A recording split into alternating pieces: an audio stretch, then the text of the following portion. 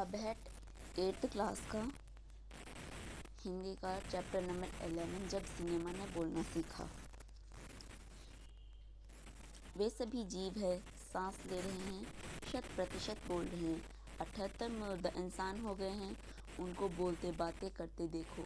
देश की पहली स्वाक यानी कि बोलती हुई फिल्म आलम आरा के पोस्टरों पर विज्ञापन की ये पंक्तियाँ लिखी हुई थी। 14 मार्च 1931 की वह ऐतिहासिक तारीख भारतीय सिनेमा में बड़े बदलाव का दिन था। इसी दिन पहली बार भारत के सिनेमा ने बोलना सीखा था। हालांकि वह दौर ऐसा था जब मूक सिनेमा लोकप्रियता के शिखर पर था। पहले बोलती फिल्म जिस साल प्रदर्शित हुई, उसी साल कई मूक फिल्में भी विभिन्न भाषाओं में बनी। विभिन्न का मतलब होता है अलग अलग, मगर बोलती फिल्मों का नया जो दौर था वो शुरू हो गया था।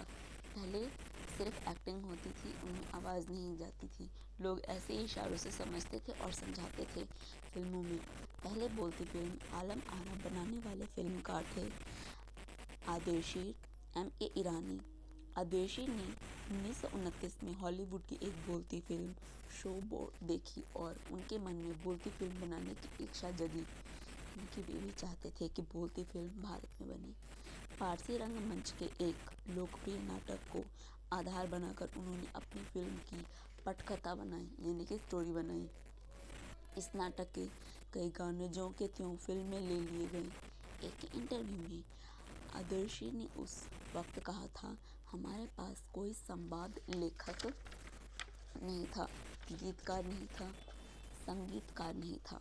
इन सब की शुरुआत होनी थी, मतलब अभी शुरू नहीं हुआ था। संवाद लेखक वो होता है जो डायलॉग लिखता है, संगीतकार यानी कि जो गाता है, संगीतकार लिखता है, वो उनके पास नहीं थी। इन सब की शुरुआत अभी हुई नहीं थी। आदेशी ने फिल्म के गानों के लिए स्वयं ही धुनें चुनी। फिल्म के संगीत के महज 3 वाद्य तबला, हारमोनियम और वायलिन का इस्तेमाल किया गया। आलम आरा में संगीतकार या गीतकार में स्वतंत्र रूप से किसी का नाम नहीं डाला गया। इस फिल्म में पहले पाशर्व के WM खान पहला गाना था। दे दे खुदा के नाम पर प्यारे, अगर देने की ताकत है, ये सॉन्ग का नाम था। आलम आरा का संगीत उस समय डिस्क फॉर्म में रिकॉर्ड नहीं किया जा सकता। फिल्म की शूटिंग शुरू हुई तो साउंड के कारण ही इस शूटिंग की रात में करनी पड़ती थी। मूक युग की अधिकतर फिल्मों को दिन के प्रकाश में शूट कर लिया जाता था, मगर आलम आरा की शूटिंग रात में होने के कारण इसमें कृत्रिम प्रकाश व्यवस्था करनी पड़ी। कृत्रिम यानी कि जो इंसानों द्वारा लाइट बनाई गई थी, वो रियल धूप या दिन की रोशनी में इसको शूट नहीं किया गया था। यहीं से प्रकाश प्रणाली बनी जो आगे फिल्मों में निर्माण का ज़रूर हिस्सा बनी। आज के दिनों में तो ये बहुत ज़रूरी हो गया है, जो रात को होती है तो हम लाइटों का यूज़ करते हैं। आलम आरा ने भविष्य के कई स्टार और तकनीशियन तो दिए ही। आदर्श की कंपनी ने भारतीय सिनेमा के लिए 150 से अधिक मूक और लगभग 100 सवाक फिल्म बनाई यानी कि बोलती हुई। Alam Ara film Arabian nights जैसी फैंटेसी थी। फिल्म में हिंदी उर्दू के मेल वाले हिंदुस्तानी भाषा को लोकप्रिय बनाया। इसमें गीत, संगीत तथा नृत्य के अनोखा संयोजन थे। फिल्म की नायिका जुबैदा थी। नायक में विट्ठल के उस दौर के सर्वाधिक पारिश्रमिक पाने वाला स्टार थे। उनके चयन को लेकर भी एक किस्सा काफ़ी चर्चित है। विट्ठल को उर्दू बोलने में मुश्किल आती थी।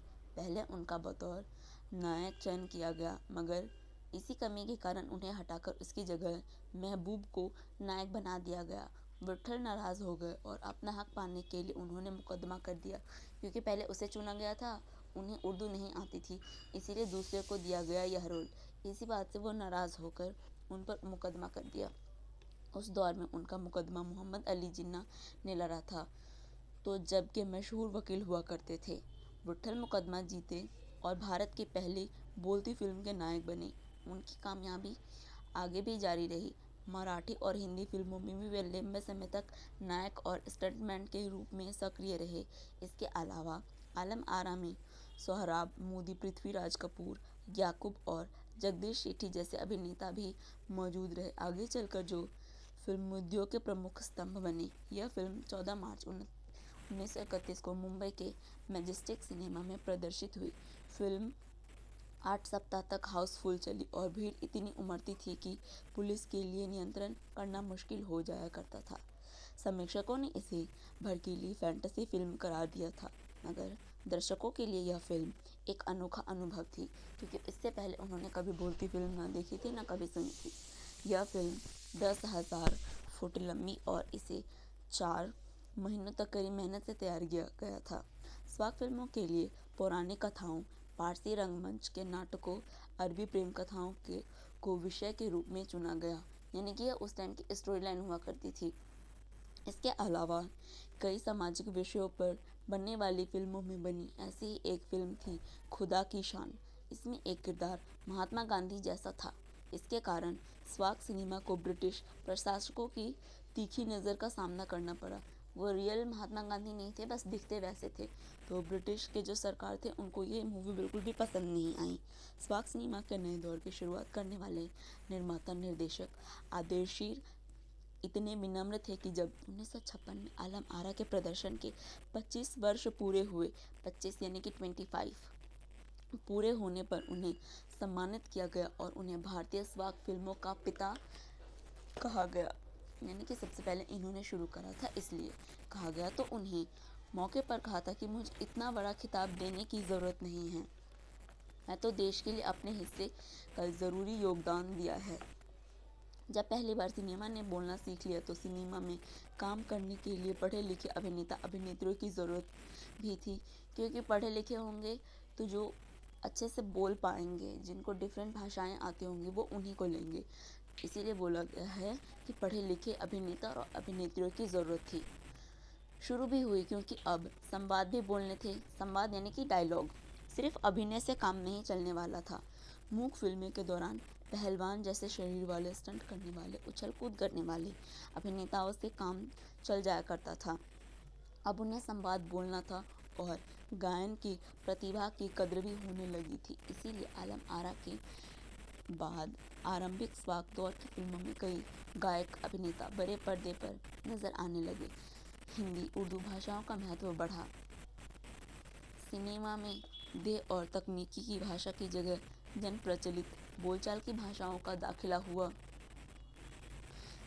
सिनेमा ज़्यादा देसी हुआ। एक तरह की नई आज़ादी थी जिसमें आगे चलकर हमारे दैनिक और सार्वजनिक जीवन का प्रतिबिंब फिल्मों से बेहतर होकर उभरने लगा। अभिनेताओं और अभिनेत्रियों यानी कि हीरो और हीरोइन की लोकप्रियता का असर उस दौर के दर्शकों पर भी खूब पड़ रहा था, क्योंकि जो ऑडियंस थे वो उनको बहुत ही ज़्यादा पसंद कर रहे थे। माधुरी नाम की एक फिल्म में नायिका सुलोचना की हेयर स्टाइल उस दौर में औरतों में लोकप्रिय थी। औरतें अपनी केस सजा यानी कि जो हेयर स्टाइल थी वो उसी तरह करती थी। आदर्शी ईरानी की फिल्मों में भारतीय के अलावा ईरानी कलाकारों ने भी अभिनय किया था। स्वयं आलम आरा भारत के अलावा श्रीलंका, बर्मा, जिसका नाम आज म्यांमार है, और पश्चिम एशिया में भी पसंद की गई। भारतीय सिनेमा के जनक फाल्के को स्वाग सिनेमा के जनक आदर्श ईरानी की उपलब्धि को अपना ही था, क्योंकि वहाँ से सिनेमा का एक नया युग शुरू हो गया था।